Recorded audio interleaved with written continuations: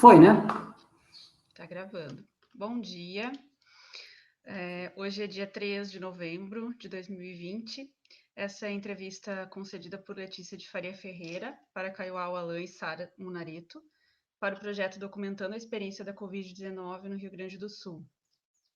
Essa entrevista faz parte do projeto Documentando a Experiência da Covid-19 no Rio Grande do Sul, desenvolvido na Unipampa, e tem como objetivo registrar o cotidiano e a experiência subjetiva e profissional relacionada à pandemia e ao isolamento social e as formas como isso tem afetado a população sul-riograndense. Você tem liberdade para decidir se participará ou não e pode solicitar a interrupção ou desistir a qualquer momento. Você pode autorizar a divulgação da sua identidade ou solicitar que ela seja omitida. O conteúdo da entrevista será utilizado para fins de pesquisa, educação e cultura e será divulgado na internet para que você e outras pessoas tenham acesso aos resultados. Não há compensações financeiras pela participação. Caso você se sinta cansada, triste ou confusa, podemos parar a entrevista, se for do seu desejo, e retomá-la em outro momento. E se você não se sentir confortável para responder alguma pergunta, podemos passar para outra. Se for do seu interesse, você poderá definir um prazo para o início da divulgação da sua entrevista. Letícia, você está esclarecida quanto aos objetivos da pesquisa e com a forma como a entrevista vai ser feita? Sim, tranquilo. Você concorda que a sua identidade seja revelada ou prefere que seja usado um pseudônimo? Não, pode ser revelada, sem problemas. Ótimo, obrigada, Letícia. Você autoriza o uso das informações prestadas nessa entrevista para fins culturais, educacionais e de pesquisa e que as mesmas sejam disponibilizadas na internet? Sim. E você autoriza o uso da sua imagem na divulgação do material? Sim. Tá bem. Obrigada, Letícia. Vamos lá, então. Letícia, para a gente começar, né, a nossa conversa hoje, nessa manhã, a gente queria te perguntar se você, né, ou alguma pessoa da tua família foram contagiados pelo novo coronavírus. E, em caso positivo, se tu pode relatar essa experiência para a gente. Tá, legal.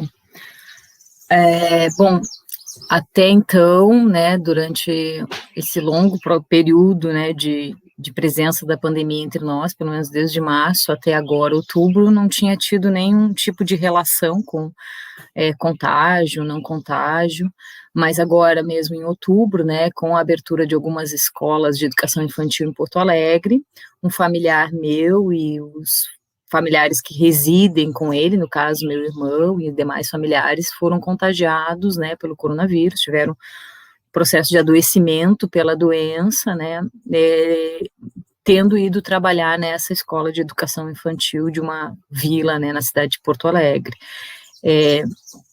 Foi essa, assim, a relação mais próxima, né, com o coronavírus que eu tive, assim, de parente ou de pessoas próximas a mim, né, foi essa questão.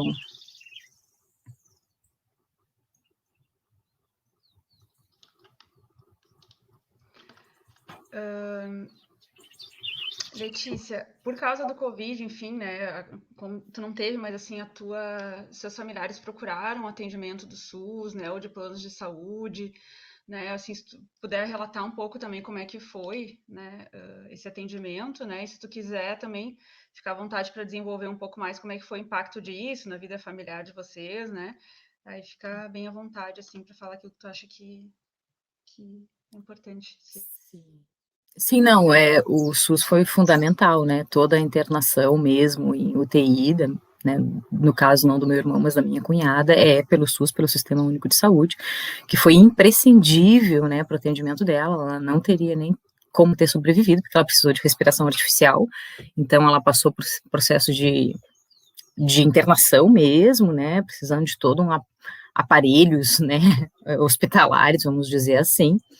Meu irmão ficou em casa, mas também ficou acompanhado pelos agentes de saúde públicos, né, esses agentes de saúde pública iam lá tirar a febre, ver como é que ele estava, né, cuidar o isolamento dele, ele teve muitas dores no corpo e tal, não precisou ser hospitalizado, mas foi monitorado pelos agentes de saúde, né, e as meninas, as crianças, assim, ficaram um pouco mais desamparadas, né, porque todos os familiares adoeceram, E então isso afetou um pouco mais, porque daí a gente teve que no caso, minhas irmãs, né, tiveram que ir até Porto Alegre buscá-las, e as meninas estão contagiadas, e fizeram um teste, né, mas foi daí um teste particular, né, em Pelotas, para ter esse resultado rápido, porque isso é uma parte trágica da pandemia e da forma como tem sido conduzida, tragicamente, por esse governo, que é a precariedade dos testes, né. Por exemplo, se as meninas não tinham sintomas, não quiseram fazer testes, não, né, tem uma orientação do Ministério da Saúde que se a pessoa não tem sintomas, não pode ser testada. E aí foi dramático, a sorte que havia uma condição, minha irmã pagou o teste e elas testaram positivo. Se não tivesse feito os testes, seria um problema, e eu acho que isso tem sido um problema nessa epidemia, a baixa testagem da população, né. Então isso foi, vamos dizer assim, uma questão que se não tivesse grana para fazer o teste privado, das crianças, elas não tinham sintomas, e aí poderia ter feito aí alastrar bem mais a doença, né. Mas eu acho que foi por aí, assim, foi bem dramático.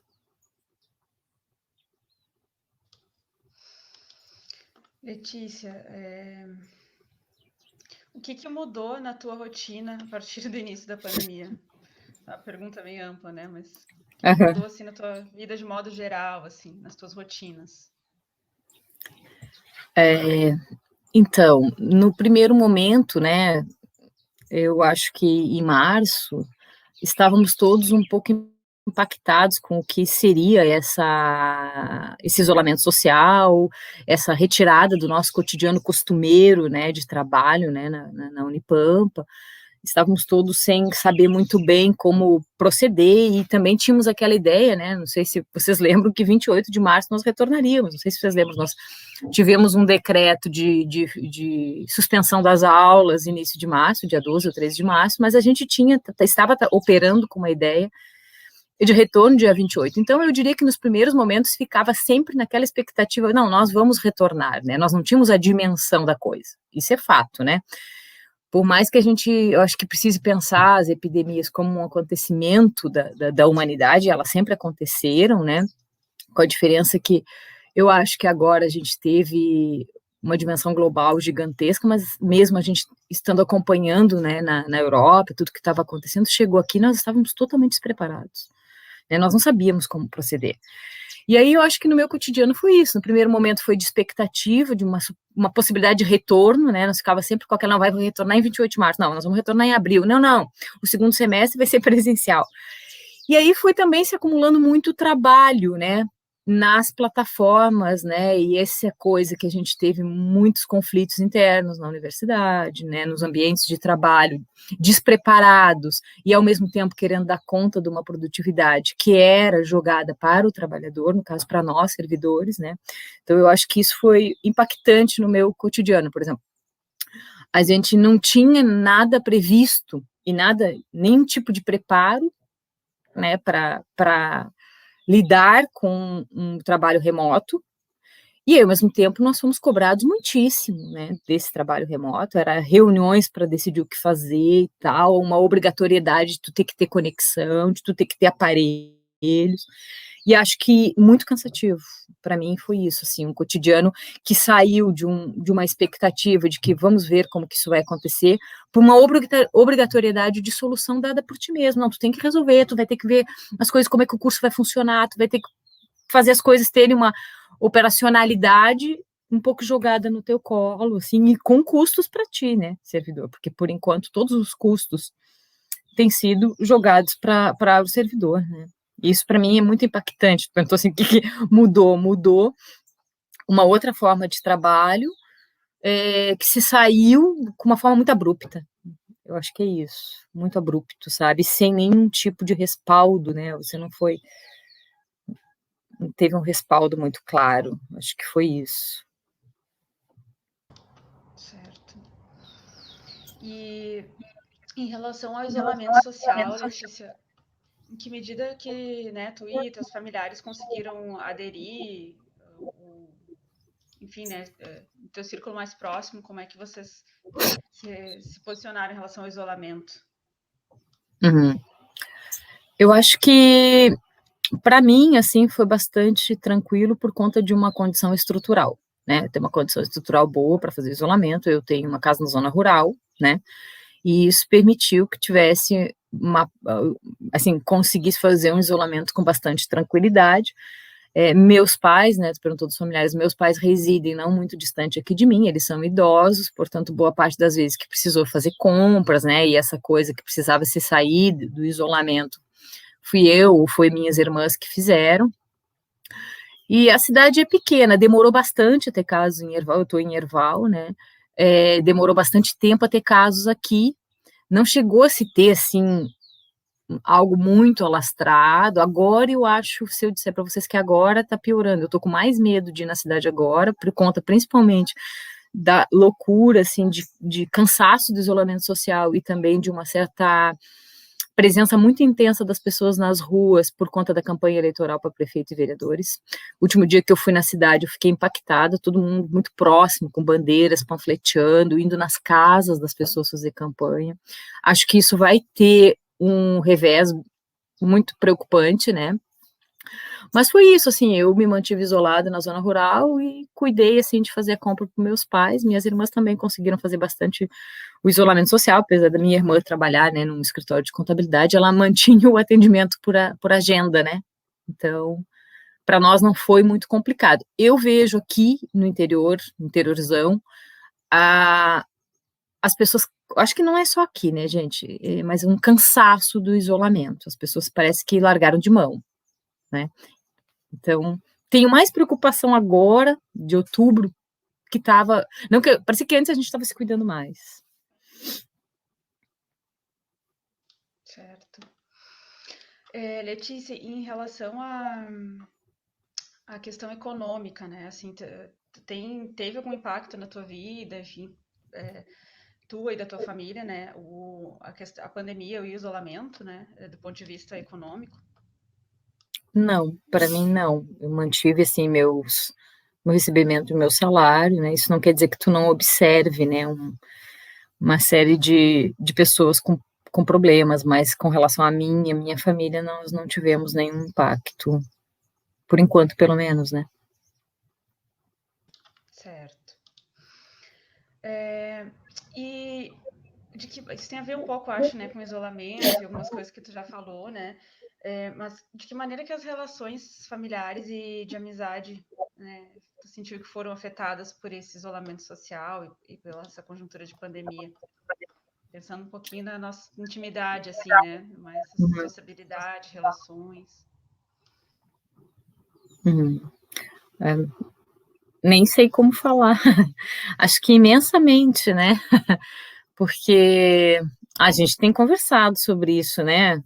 Que vai desde as nossas cervejinhas, dos encontros pós-reunião no Cafofo, né, que a gente chama, assim, uma série de elementos, onde conversei bastante com a Tônia também, da falta que faz os encontros, parece que a sensação que eu tenho, e eu acho que eu falei isso para ti, né, Sara, em outro momento, é que a gente não consegue concluir os assuntos, não consegue saber muito um do outro. Parece que tudo que a gente fala está fragmentado a um áudio do WhatsApp.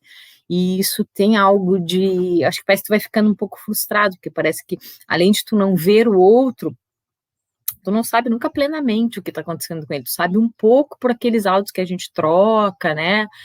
Mas no fundo há um distanciamento, uma saudade e essa sensação assim também bem grande de solidão, né? De que você não sabe exatamente nem intensamente o que está passando com as pessoas que tu gosta e que tu sempre conviveu, né? Parece que está tudo fragmentado, na verdade a gente conversa, claro, mas é umas conversas parece estanques, aqueles áudios, aí tem um monte de coisa que fica para ser conversada, para ser trocada, para ser compartilhada, e que não conseguimos compartilhar, as plataformas não dão conta do afeto. É isso.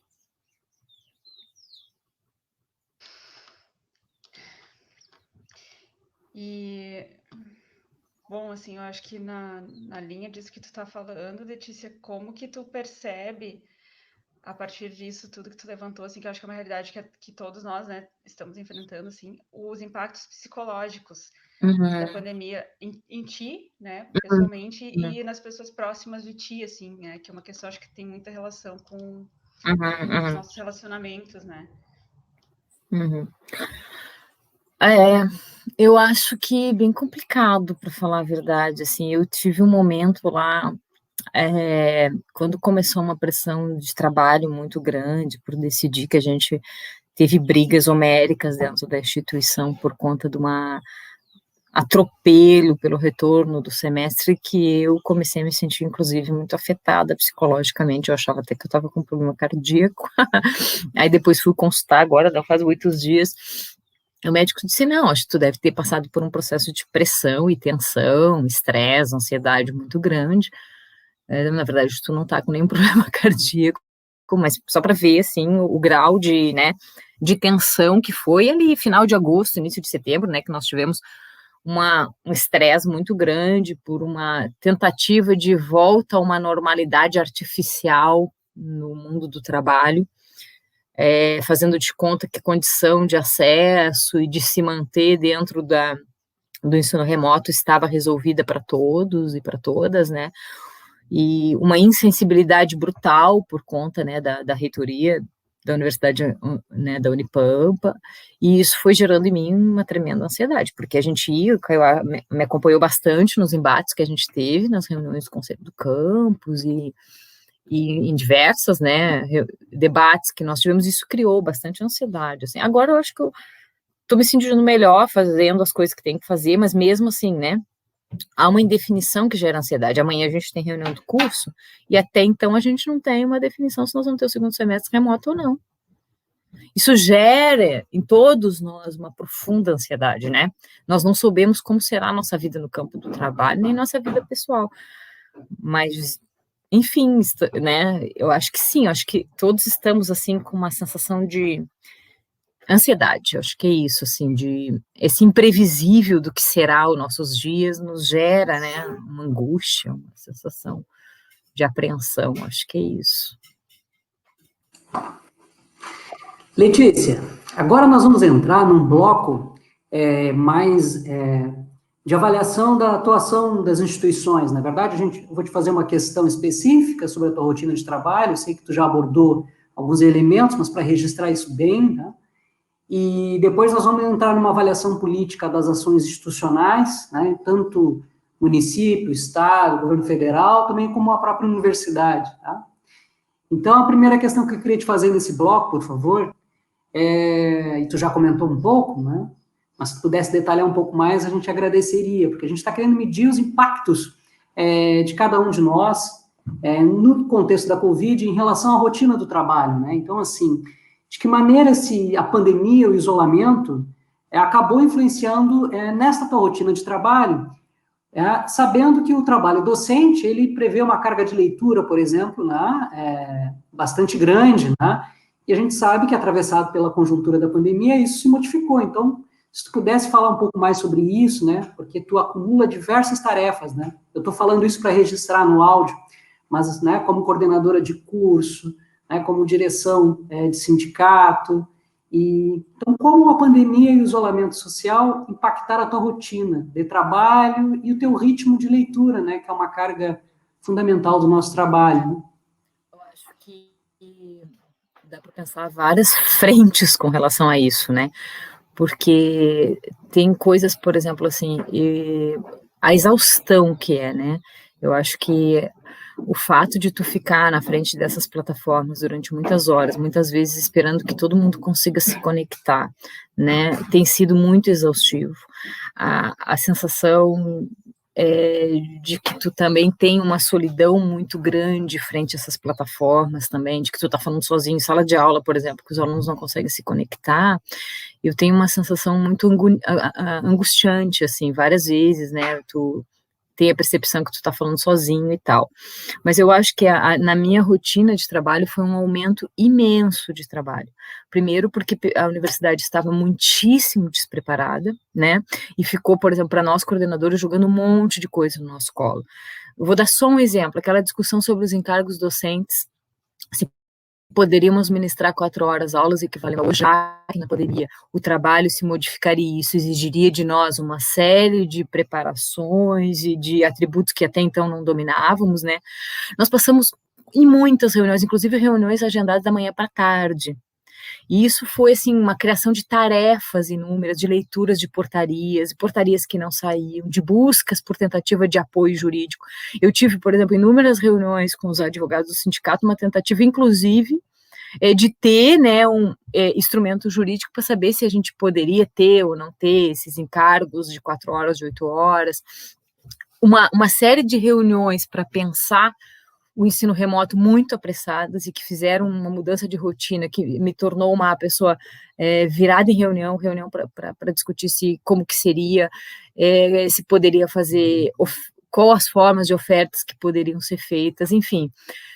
Eu sinto uma exaustão muito grande de ficar, por exemplo, nas conexões das plataformas em horas a fios em reuniões, muitas vezes eu diria por uma pressa no planejamento das atividades de ensino remoto, que concentrou muito, né, para mim foi uma coisa bastante exaustiva isso, né, acho que as aulas também, aí falando um pouco mais como docente, né, como coordenadora, essa carga de reuniões foi extremamente exaustiva para mim, chegava a ter exaustão, assim, nos meus olhos, de ficar na tela e tal, sabe, exaustão física e psicológica, e com relação à docência, assim, também, por quê?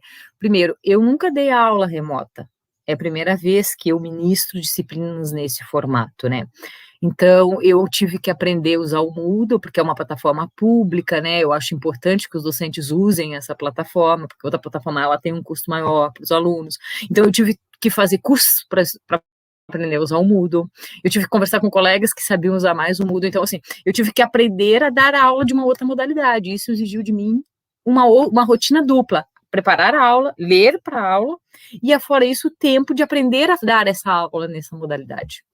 Então, foi bastante exaustivo, sim, entendeu? Diminuindo aí, claro, evidentemente, o período de preparação da aula, porque tu tinha que te preparar para a plataforma, não mais tanto para o conteúdo daquela aula, né? E os cursos, assim, que a instituição deu, foram tudo muito apressados, eles queriam que uma semana, depois que se decidiu, né, decidiu-se que faríamos, então, o semestre na modalidade remota.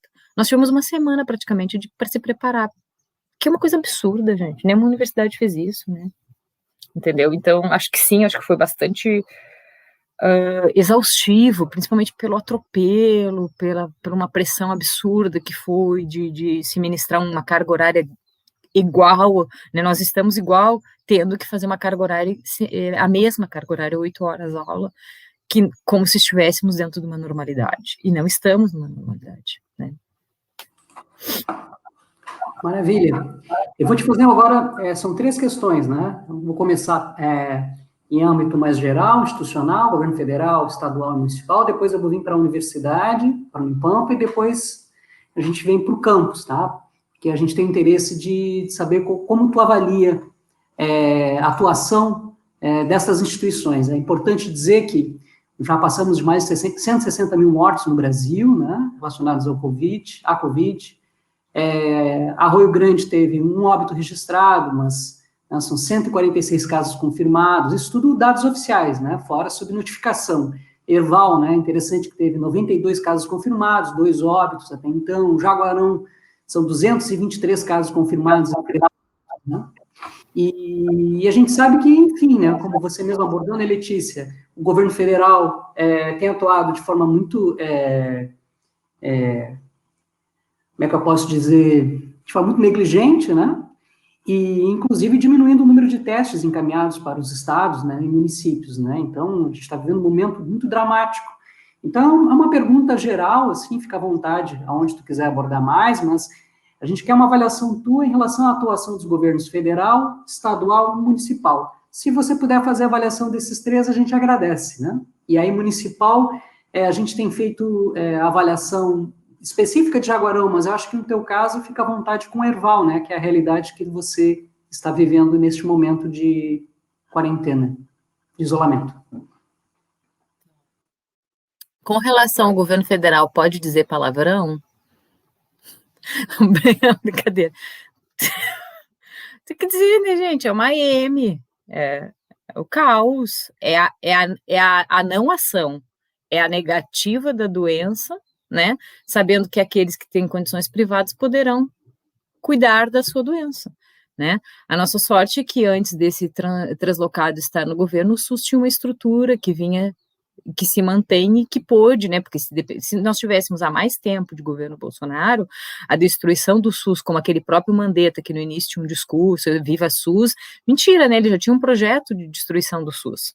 Então, a atuação do governo federal, resumindo, é o caos, é a não ação, né, eu acho que é isso que eu não tenho nem o que dizer, né, na verdade, a negligência total da morte e o adoecimento dos cidadãos, né, e das cidadãs. Então, com relação ao governo estadual, na minha percepção, no primeiro momento me parecia que o cara estava seguindo uma linha relacionada ao OMS, seguindo protocolos orientados pelas organizações de saúde, a Organização Mundial de Saúde, a Fiocruz e outras instituições, depois pela pressão do comércio, pressão das áreas de turismo, serviço, enfim, da área vinculada ao capital, ele cedeu e abriu mão dos protocolos, vamos dizer assim, né? Hoje tu tem também no Rio Grande do Sul, tem ficado há muito tempo em bandeira vermelha, Porto Alegre, né, teve um boom eu acompanho bastante, assim, todas as noites a gente escuta aqui o Luiz Nassif, né, no canal GGN, e ele faz todo o primeiro momento, né, do GGN 20 horas, é um apanhado, né, com estudos estatísticos sobre o coronavírus no Brasil, né, e ele faz uma análise bem crítica, né, o Nassif, e aí dá para tu acompanhar o quanto, por exemplo, o Rio Grande do Sul foi, vamos dizer assim, decaindo no cuidado, e aumentando por consequência os casos, né. E aí, com relação aqui, Erval, eu confesso que eu fico bastante isolada mesmo, né, e mesmo antes da pandemia eu não tenho uma vida com a sociabilidade na cidade, né. O que eu sei, assim, que eu acho que, na verdade, por acaso do destino, não tinha casos aqui até metade do ano, mais ou menos, eu acho. Aí se teve alguns casos e em seguida a cidade pequena espraiou. A única coisa, assim, que eu sei é que os 2 casos que tiveram de óbitos eram de pessoas já muito doentes e muito idosas, uma muito idosa, assim, uma senhorinha com quase 100 anos, né, mas não interessa, ela contraiu, e é isso que tem que nos preocupar, né, como essas pessoas contraíram. Acho que, com relação à prefeitura, a única medida legal e interessante, eu sei porque a minha irmã está trabalhando atualmente na Secretaria de Educação, elas fizeram uma batalha gigantesca para não abrir as escolas, principalmente as escolas municipais, né, que, por exemplo, aqui mesmo, perto, aqui na casa da minha mãe, tem um ônibus escolar que passa aqui na vizinha, e as crianças vão todas juntas no ônibus escolar, né, e leva elas para uma escola rural que fica a uns 15 quilômetros daqui. Só que esse ônibus vai pegando crianças, entra nas casas, né, abre as porteiras. O risco de contágio dessas crianças dentro de um ônibus e voltando para casa seria gigantesco. Acho que foi uma medida interessante do prefeito, né, ele não ter aberto as escolas quando houve todo aquele, lembra? Porto Alegre abriu, né, não sei se continuou, mas abriu várias escolas municipais. Aqui não, ele não abriu as escolas municipais, foi uma medida que eu vejo como positiva, né, mas percebo, assim, que pro tamanho da cidade tem muitos casos, né, é uma cidade que não precisava ter tido quase casos, né, e atualmente, as últimas vezes que eu fui na cidade, muita gente, como se não estivesse acontecendo nada. Acho que podia ter medidas mais enfáticas, né, locais da prefeitura, por exemplo, na esquina da prefeitura estava tendo bandeiraço com as pessoas muitas sem máscaras. Acho que tinha que ter uma política pública mais clara de impedir aglomerações, vigiar o não uso da máscara. Acho que poderia sim se ter políticas públicas mais precisas de combate à epidemia. Obrigado. Vai entrar num bloco específico da Unipampa. Eu vou te fazer a primeira questão em âmbito mais geral, né, da Universidade Federal do Pampa, e a outra específica do campus, tá? A gente já está completando aí 2 meses, né, a Unipampa fazem 2 meses que voltou ao calendário letivo com os componentes sendo lecionados via ensino remoto emergencial, né? Montou a universidade recentemente um comitê, né, em que, no final das contas, está avaliando o retorno, né, presencial das atividades na universidade. Como é que tu avalia a atuação da reitoria, da gestão da Universidade Federal do Pampa em relação à Covid-19?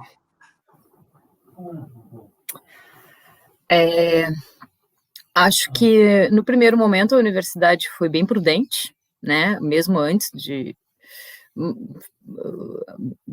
Foi rápida, assim, né, nem começamos as aulas e a universidade suspendeu as atividades, né, acho que sim, acho que criou um comitê de monitoramento do Covid, mas acho que depois, assim, começou a ter um apressamento excessivo para o retorno das atividades, né, e isso foi que eu já comentei anteriormente, gerou em nós uma agonia, uma ansiedade muito grande nos servidores, nos alunos nem se fala, né, nos alunos e nas alunas, porque de um momento para outro parecia que tínhamos que solucionar o semestre 2021, e aí eu acho que também se começou a agir de uma forma, uma condução muito equivocado, um diálogo muito reduzido com a comunidade acadêmica de uma forma mais ampla, né, as decisões daquele comitê, tanto para que tinha os coordenadores, né, e diretores de campus, para pensar, foi muito pouco, com um diálogo muito reduzido com o campus, não se teve plenárias para pensar, para ouvir as condições, né, como que seria essa retomada do ensino remoto. Então, eu acho que a condução da universidade, no primeiro momento, em suspender as aulas imediatamente, foi prudente, mas já a condução da retomada das aulas ali em agosto e setembro, ela foi totalmente equivocada, precipitada, atropelada, um diálogo, não diálogo, na verdade, né, um diálogo reduzidíssimo com a comunidade acadêmica, né, e eu diria, apontando agora já, vejo que isso já se anuncia para o próximo semestre, né, não se está fazendo o diálogo que já deveria estar sendo feito. E aí um calendário acadêmico decidido de uma forma extremamente convulsionada no Consune, a reitoria ficando incomodada com o direito de pedido de vistas de um conselheiro, que é uma coisa absurda, que foi o que nos permitiu, inclusive, ter um tempo maior e um fôlego maior para pensar as atividades para o semestre, né, porque pela reitoria atropelava e aprovava sem debate no Consune, né, e nós tivemos claramente um incômodo na reitoria, que foi esse pedido de vistas do colega, que permitiu um debate maior sobre a proposta de calendário, e eu diria que um calendário com propostas bastante questionáveis, né, nós temos atividades previstas para janeiro, que é o mês previsto para férias. Então, eu diria que a condução da universidade com relação a esse calendário emergencial para dar conta da epidemia, ele foi muito autoritário, muito pouco dialogado com a comunidade, assim. Nós, no curso de História, por exemplo, seguimos, né, as normativas para o ensino remoto, eu acho importante falar isso, fizemos todo o debate. Eu acompanhei na comissão de ensino como eram as normativas, nós debatemos todos os pontos, até foi junto com uma reunião do conselho do campus, né, Kaiowá, discutimos ponto por ponto a normativa, onde dizia que os cursos e as comissões de curso tinham total autonomia para definir sua oferta. E, para nossa surpresa, dentro desse afã autoritário, nós recebemos mesmo uma cartinha de recomendações da Prograde que não deveríamos fazer a oferta como estávamos fazendo. Então, me parece que essa condução autoritária, como a reitoria fez, do ensino remoto para dar conta da pandemia, poderia ter sido bem melhor conduzido. É isso. Obrigado. A próxima questão, ela focaria a gestão do campus, né? Mas eu acho que tu tem já falou bastante, né, em outro momento, como você mesmo agora relatou, né, na entrevista, a respeito da universidade, e eu gostaria de ampliar, por favor, essa questão. Como gostaria de ampliar? Eu acho que sim, né, a pergunta é em relação à gestão do campus, né, Jaguarão, especificamente, como é que tu enxerga, mas eu acho que é importante, como você atuou e atua bastante como coordenação de curso, e para além da coordenação de curso, né, porque a coordenação de curso acaba participando de todas as decisões, tensiona na participação das decisões da política da universidade, né? Mas tem uma singularidade da coordenação porque acompanha muito os estudantes e as estudantes, né, Letícia? E acho que é importante ouvir de ti como é que tu tem percebido essa realidade das e dos estudantes nesse processo, né? Porque a coordenação, eu sei isso de ti, mas para deixar relatado aqui na entrevista, mas a coordenação recebe muitos contatos, né, de estudantes, né? Então, acho que para além de te pedir uma avaliação do campus, como é que tu está enxergando isso, acho que é importante deixar registrado nessa entrevista esse teu olhar sobre a nossa comunidade estudantil, né? Como tu está enxergando, por exemplo, questões de assistência, evasão e etc. Obrigado. Eu vou dizer uma primeira coisa, uma avaliação com relação ao campus. No campus, a gente tem que reconhecer que nós não tivemos nenhum tipo de pressão pela oferta do curso, muito pelo contrário, né? A diretora do campus apoiou a nossa oferta apenas de eletivas, pensando nessa condição dos alunos. Aí eu já vou fazer um gancho, né? Por quê? Porque nós, no curso de História, tiramos a decisão de não oferecer disciplinas obrigatórias porque conhecemos a realidade dos discentes do campus, né? Nós soubemos da enorme dificuldade econômica, né? A vulnerabilidade social que uma parte grande dos discentes enfrenta, né? Nós temos discentes com situações econômicas bem precárias, morando ali na vila, onde a internet é ruim, a energia é ruim. Eu morava ali nas proximidades da universidade e sei muito bem o funcionamento da rede, inclusive falta luz direto também. Então, eu acho assim, eu vejo que, aliado a esse atropelo e esse apressamento que eu falei que teve para a retomada do semestre, houve um descuido absurdo de monitorar realmente quais eram as condições de retorno para muitos alunos. Então, se partiu de uma ideia, de uma decisão, temos que retomar o semestre, mas não se levou em conta um cuidado qualificado, não um cuidado genérico. Aceitamos doações de equipamentos, tem uma bolsa digital, mas um cuidado pontual, né, como se as pessoas não tivessem nome, não tivessem endereço, não tivessem situações específicas, né, um cuidado com a situação de cada um dos discentes, para saber como que eles poderiam ou não acessar as aulas. Então, eu acho que, como resultado desse atropelo que foi o início do semestre, que eu já relatei anteriormente, não vou ser repetitiva, resultou numa dificuldade enorme de se garantir uma assistência social e uma acessibilidade aos discentes que não tinham condições de fazer por si mesmos.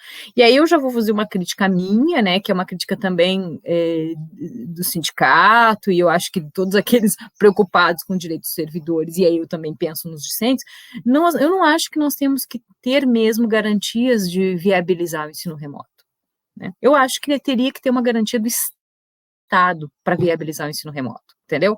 Nós não temos que pagar e dar condições para trabalhar, né? A gente está fazendo da sala da nossa casa sala de aula, os discentes também, aquilo que a gente tem conversado, as casas às vezes com muitos moradores, com muitos familiares, com crianças, que dificulta muitíssimo, nada disso foi levado em conta nessa retomada, né? Eu acho que eu condiciono a uma ausência de sensibilidade por parte da gestão superior da universidade, da condição de cada um de nós, né, mesmo dos docentes, mas claro que levando em conta especialmente a situação dos discentes, né, eu acho que por mais trabalho e eficiência do trabalho da assistência social, como não tinha uma estrutura prevista pela universidade em termos de auxílios reais e de ampliação do cuidado, não foi possível dar conta, não foi mesmo. Eu tenho observado aí uma diminuição muito grande dos alunos das minhas aulas, muito grande. Eu, por exemplo, comecei uma turma com 26 discentes. A semana passada eu fiz aula síncrona, apareceram 7 pessoas. Ou seja, faltaram 19 pessoas. E tem sido assim, né?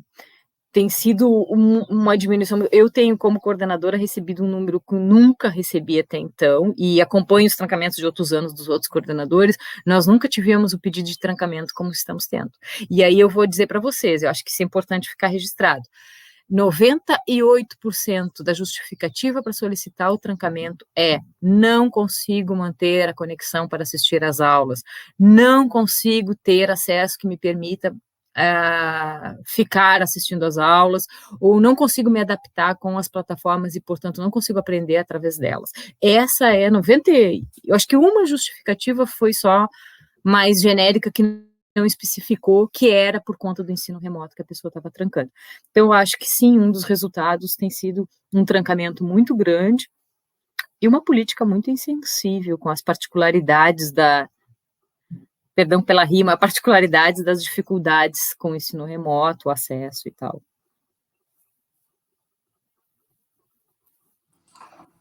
Muito bacana. Dentro desse diálogo que a gente está fazendo aqui sobre a realidade estudantil, etc., a gente queria te perguntar também se tu tem contribuído com alguma ação de solidariedade em relação à Covid-19, pode ser em relação à comunidade da universidade, como geral. Porque a gente está tentando medir também essa interação, né? A falta de acesso ao Estado, né? E está chamando a atenção quantas pessoas têm se organizado, né? Para articular cuidado, né? Entre si, né? Então, desde acesso à alimentação, à roupa, à máscara, álcool gel, etc. E aí a gente gostaria de saber se tem contribuído ou participado de ações como essa. Uhum. Participado, eu não tenho participado, até porque eu estou aqui, né? Mas eu recebo normalmente aquele pedido de apoio de pessoas que estão na comunidade, que estão fazendo todo um movimento maravilhoso de organizar, né? Posso testar alguns nomes, Andriele, Manrela, uns outros meninos aí que mandam, né, os linkzinhos das vaquinhas, e aí eu tenho feito contribuição mais monetária mesmo, não contribuição no sentido de estar, de ajudar, de fazer, não. Mas faço frequentemente contribuições financeiras para que possa viabilizar essas feijoadas, sopas, compra de materiais para crianças, nesse sentido só o que eu tenho contribuído. Tá bom, muito obrigado. Eu vou fazer a última pergunta antes de passar para a Sara, tá? Que sai um pouquinho desse contexto que a gente vinha te questionando, mas você já citou, por exemplo, que acompanha diariamente o NACIF, né, para articular informações relacionadas à Covid, né? E esse é um ponto importante também, porque a gente tem tentado identificar como as pessoas têm se informado em relação à pandemia, né, e tudo que vem junto com isso, né, essa crise econômica e social, né? Então a gente gostaria de saber quais são os meios que tu tem acessado, né, para receber informações, ou articular informações sobre essa conjuntura, né? Eu escuto todo dia a Rádio Pública do Uruguai, né? A RNU, Rádio Nacional do Uruguai, que é maravilhosa. Eu tenho muita inveja de não ter uma rádio pública como a deles, porque eles dão notícia do mundo do Covid, né? Tem jornalistas incríveis, assim, uma rádio super de esquerda, e não foi mexida agora com o Lacagepô, eu estava até achando que podia ter uma queda, então eu escuto a Rádio Pública do Uruguai, que dá notícias, os incômodos dele com os brasileiros, que inclusive insistem em passar por Uruguai para contagiá-los. É a preocupação deles com o mundo. Então as notícias mundiais eu escuto muito pela rádio pública, eu pego no meu rádio a pilha aqui, né? Eu leio jornais, né? Leio todo dia, assim, O País, leio a Folha, com alguma ressalva, né? E escuto Nassif à noite, né, no jornal TV GGN 20 horas, que ele faz todo um apanhado da política do dia, e também todos uns gráficos do coronavírus. Então, fundamentalmente, tem sido por esses mecanismos aí que eu tenho me informado das notícias do Covid. Legal, Letícia.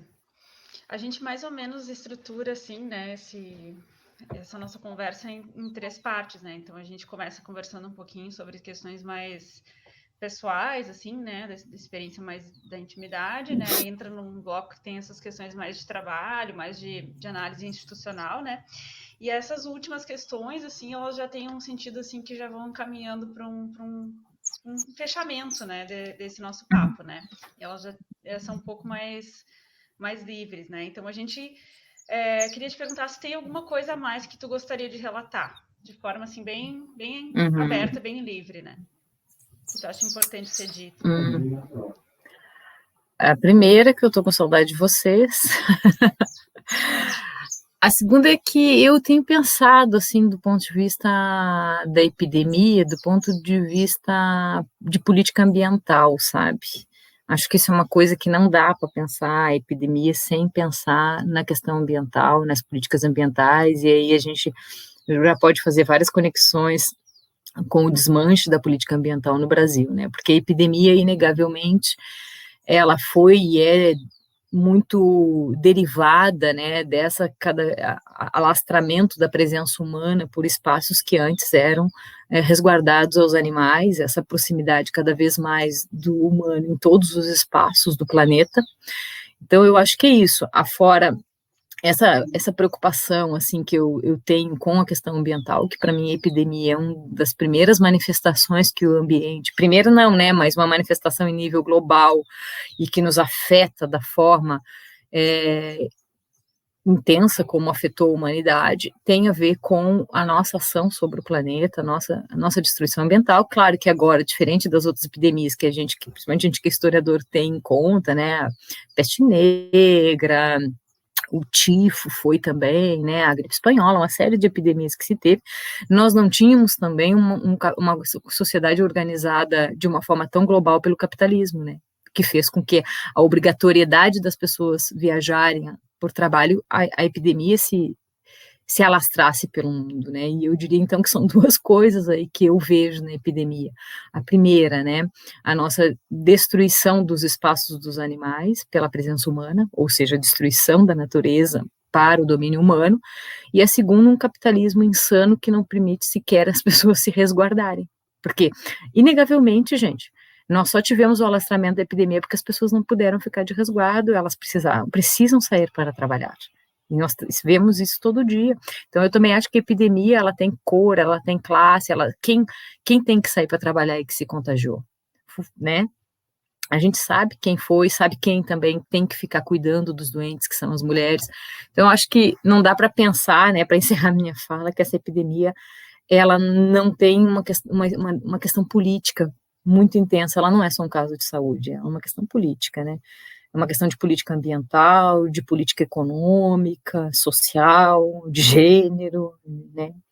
Acho que é isso, assim, que eu observo, né, assim, como a gente está pensando juntos, né, e tentando criar uma memória da epidemia, eu acho que é isso, que não dá para esquecer. Maravilha, Letícia, muito bom.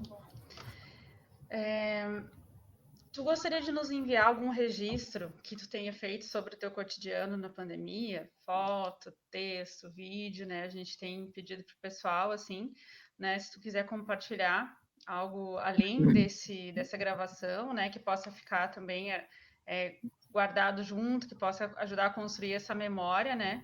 E tu achar que tem algo que possa compartilhar com a gente, seria muito bom, né? Tá, mas não sei, acho que eu não tenho nada, não. Que eu me lembro. Tá bem, tranquilo. Talvez eu queira as gravações das reuniões do Conselho do Campus, não quer? Não, melhor não. Acho que não tenho. Tá bem, mas também, enfim, pode pensar um pouco sobre isso, Tá, se, claro. né, te ocorrer algo também, né, vai conversando. Por que tu aceitou e se dispôs a participar dessa pesquisa? Ah, gente, eu acho que tem tudo a ver com o que eu disse por último, né, agora, assim, eu acho que nós precisamos manter registros de coisas, na verdade nós, né, historiadores, antropólogos, arqueólogos, né, temos essa coisa de ficar um pouco documentando, registrando a nossa ação, né, então como eu acho que essa epidemia, ela é bem menos culpa do Covid e bem mais culpa nossa, então faz parte de participar dessa documentação da ação humana, né, nesse momento de pandemia. Acho que é por isso, acho que... Ótimo, Letícia. E por fim, assim, acho que tu comentou antes, assim, já mencionou algumas pessoas, mas eu não sei se tu gostaria de destacar também o protagonismo de outras pessoas, instituições, movimentos sociais, que vêm atuando nesse momento, né? E se tu quiser mencionar alguém, algum coletivo, pessoas, enfim, se tu puder caracterizar um pouquinho também, né, esse protagonismo que tu está percebendo, por favor. Uhum. Eu acho que, inegavelmente, pensando já num plano mais amplo, e eu acho que não dá para a gente esquecer a importância do Sistema Único de Saúde, da saúde pública no Brasil, né? Eu acho que é importantíssimo que a gente a importância da presença da saúde pública, né? Depois eu acho que a gente pode partir para as particularidades dos grupos, né, das organizações sociais que têm feito um esforço gigantesco para dar conta de coisas básicas para as pessoas, como alimentação, como fundamentalmente a da alimentação, né, por ausência mesmo de uma política clara do Estado brasileiro, né.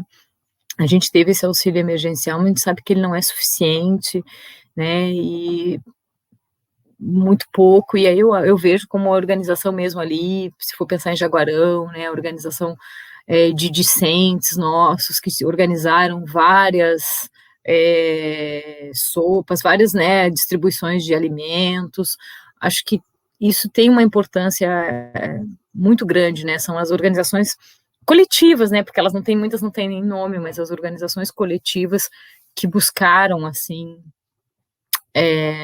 se solidarizar, né, com aqueles que estavam enfrentando situações muito difíceis durante a pandemia. Mas eu acho que é isso. Ótimo. Letícia, eu preciso perguntar se tu mantém a autorização, né, que tu nos deu no início da entrevista para divulgação, enfim, dos dados, né, que a gente está gerando aqui. Sim. Certo.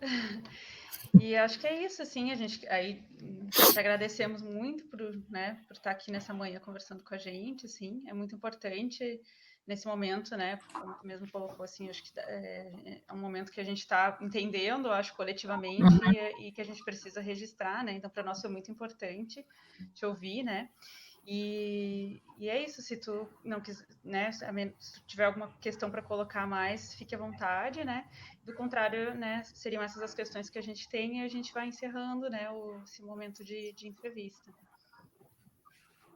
Não, para mim tá ótimo, eu que agradeço, gente, a possibilidade de falar com vocês, assim, explanar minhas percepções sobre esse momento histórico que a gente está vivendo, né. Então eu que agradeço, na verdade, a paciência de vocês de me ouvirem agora. Então tá. Muito obrigado, Letícia. Eu vou desligar aqui a gravação. Obrigada.